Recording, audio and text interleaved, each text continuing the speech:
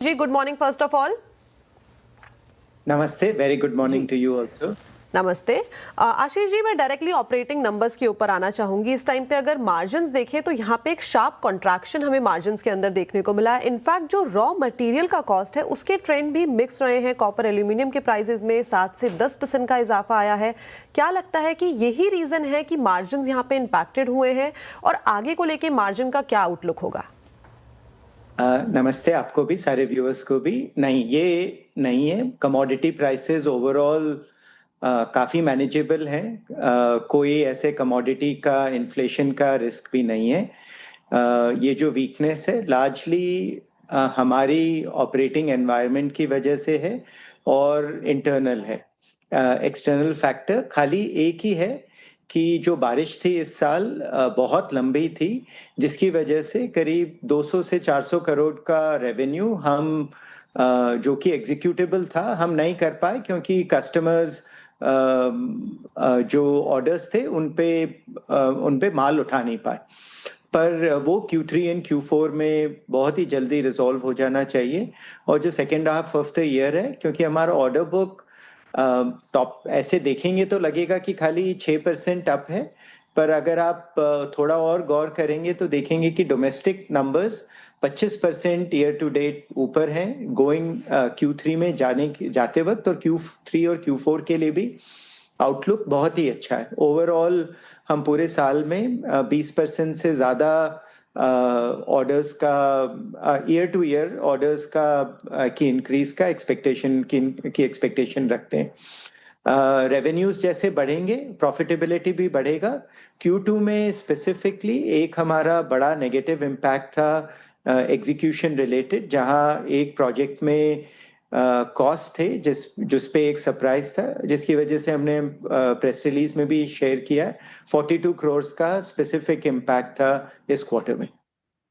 जी बिल्कुल। Ashish ji, good morning. Shreya बात कर रही हूँ। आप पॉजिटिव है अपने मार्जिन्स को लेकर, आपने कहा कि इवॉल्व होंगे positively in upcoming next quarters, लेकिन मेरा सवाल ये कि which segment do you see that will drive this growth and this margin recovery? Is it industrial products, green solutions, chemicals और infra? So actually all four businesses will grow. Industrial products में already आपको growth दिखने लगा है।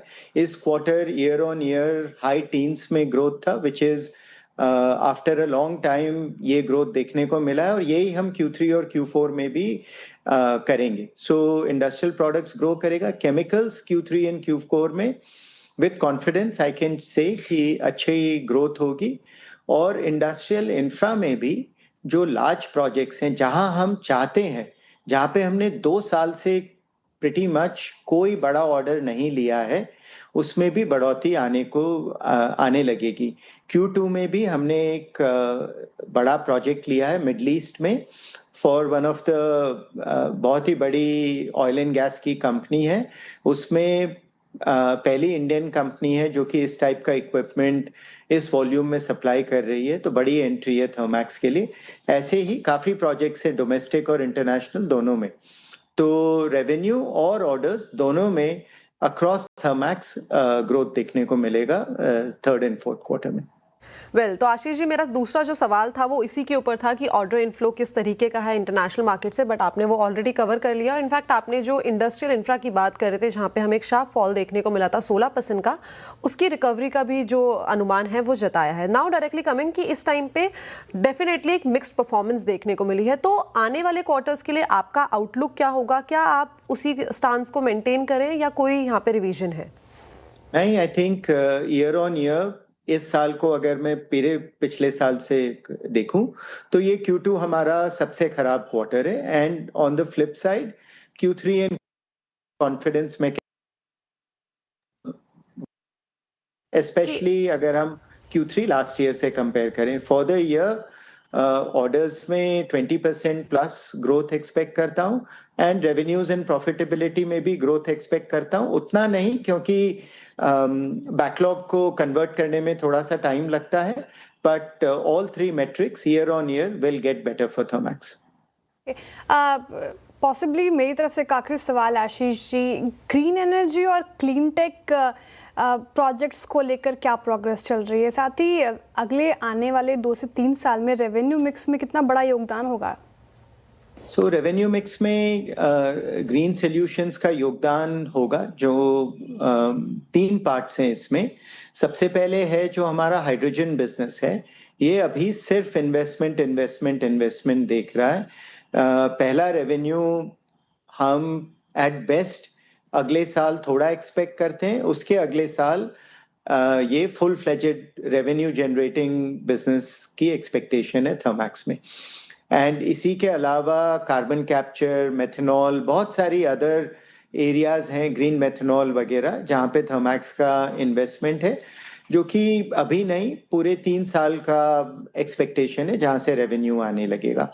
जो हमारा FEPL business है, solar and wind and battery storage का, वो इस साल जो हमारे लॉसेस हैं, लास्ट 2 साल से लॉसेस हैं, इस साल भी लॉसेस हैं।